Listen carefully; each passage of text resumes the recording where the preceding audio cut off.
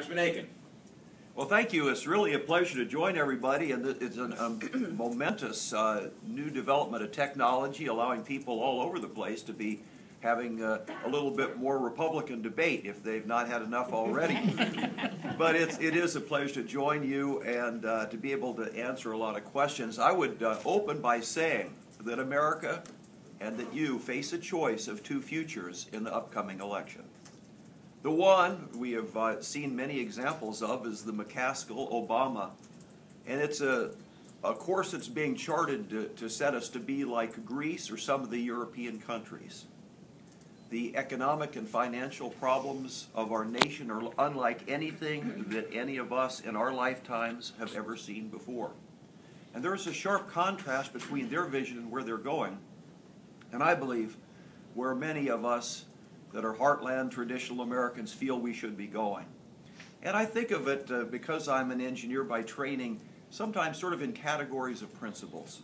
One of the things that made America such a special place for hundreds of years, that it was considered to be a high honor and good enough to be called just an American. You didn't have to be a hyphenated American, and we didn't divide ourselves. We didn't divide ourselves rich and poor and this group and that group and the other thing, and everybody fighting against each other. We had a sense of unity as a nation, and it was good. It didn't make any difference if you started out poor and ended up rich or the other way around. We were Americans. We weren't divided. We weren't saying, well, these guys are against us and pitting one side against the other and all kinds of sort of envy that somebody's got more or somebody's got less. We were content to be Americans. It was the idea of a united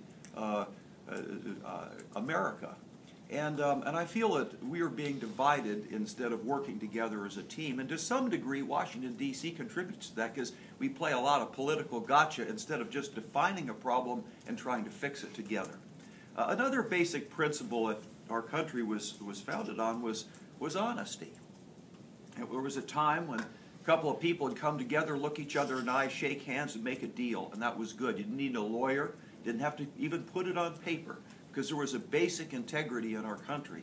And now what we see is increasingly the tendency of the government to be lying to the American public. We have started all of these different programs, put things in place, which anybody who looks at the numbers know that it cannot work. We are promising people things that they will never get, and we're doing that dishonestly. I think it's time for us to be straightforward, going back to our tradition of just being straightforward with each other.